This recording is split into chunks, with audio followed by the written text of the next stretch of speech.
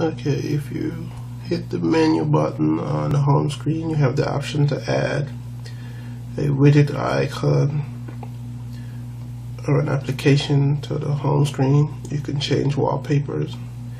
You can search via Google search. You can pull down the navigation bar.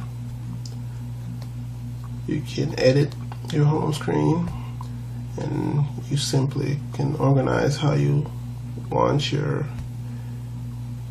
home screens to flow, or you can add and remove